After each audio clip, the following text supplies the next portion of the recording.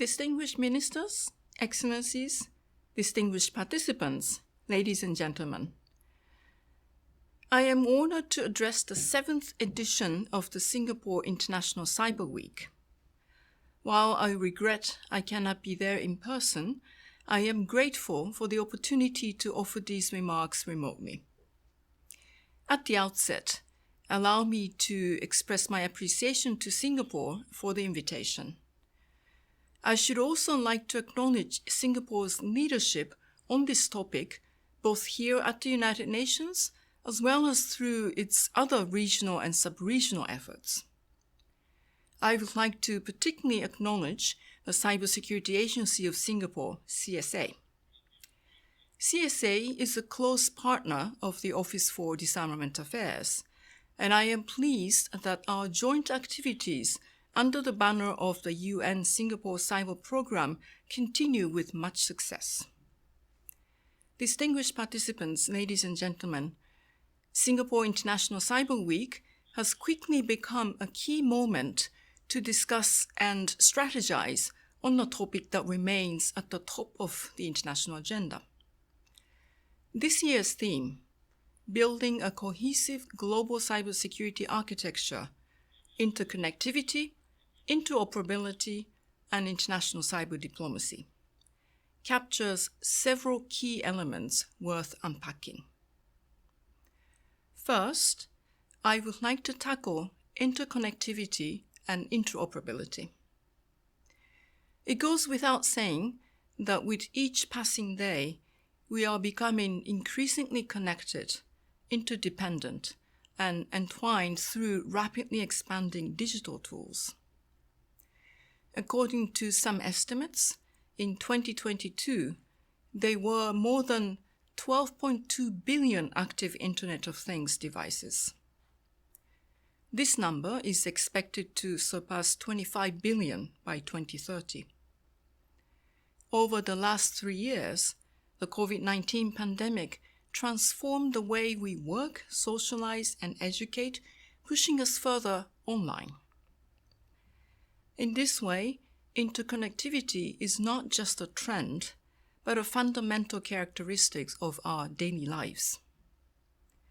Greater interconnectivity results in higher demand for interoperability between systems and networks that rely on transfer of data.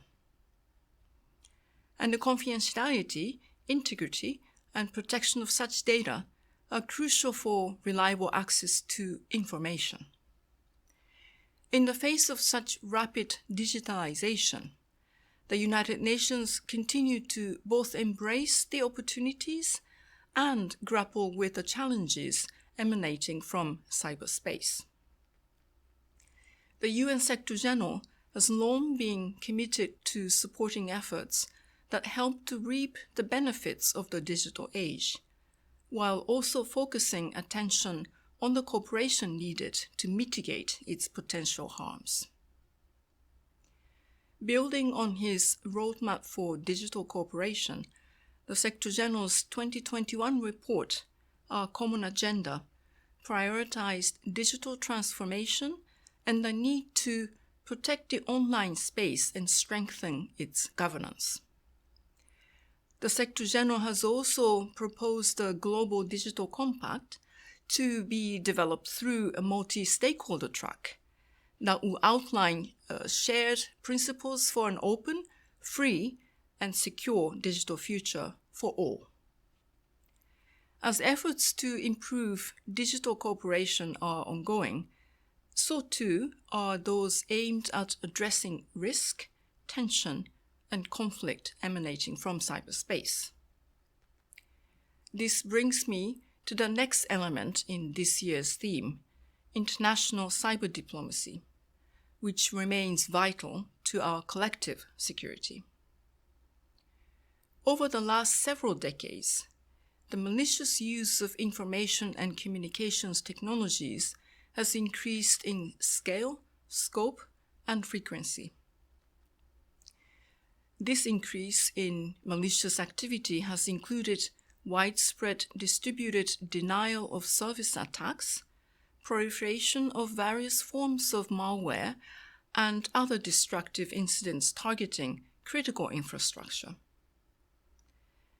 There is broad acknowledgement that a number of states are developing ICT capabilities for military purposes, and that the use of ICTs in future conflicts is becoming more likely. The current international security context reminds us that the peace and security of cyberspace is anything but assured, with concrete impact that can go beyond cyberspace. While there is reason for serious concern, there has been progress so far as international cyber diplomacy continues at a steady pace. Under the auspices of the General Assembly, states have agreed to be guided in their use of information and communications technologies by a range of voluntary norms of responsible state behavior and a set of concrete confidence and capacity building measures. States have also affirmed the applicability of international law to cyberspace, supporting the pursuit of deepened common understanding on how it applies. In July, under the able leadership of Ambassador Burhan Ghafor of Singapore, the current intergovernmental process on these matters, the Open Network Working Group on Security of and in the Use of Information and Communications Technologies, adopted its first annual progress report by consensus. This was not small feat. Building on the work of previous United Nations intergovernmental process convened over the last 2 decades, this working group is considering how states can ensure that cyberspace does not become a domain of conflict, tension, and escalation. Through this progress report, the working group has recommended several action-oriented next steps, including the establishment of a directory of points of contact and focused discussions next year on topics such as public-private partnerships and the gender dimensions of ICT security. The working group will meet for 2 substantive sessions in 2023. While the stakes can be expected to remain high, I am confident delegations will rise to the occasion. Ladies and gentlemen, before concluding, I would like to bring us back to the first part of this year's theme, building a cohesive global cybersecurity architecture. Such an architecture requires several builders, from states to civil society to academia to the private sector. Brick by brick and stone by stone, we must build a foundation for a safe and secure cyberspace that harnesses all the possible benefits a fully interconnected and interoperable world has to offer. At the same time, we must commit to addressing the associated peace and security challenges.